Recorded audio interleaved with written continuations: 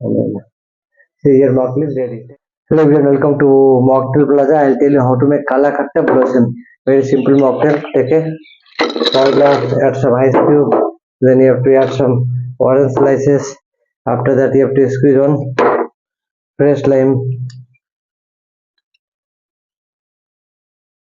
Okay. After that, you have to add some lime syrup, little bit of, and you have to add 20 to 20 ml of Kala Khata syrup. Then simply you have to fill the glass with Sprite and soda. Your mocktail is ready. You can garnish with just stir it with the help of bar spoon. Garnish with slices and lemon slices and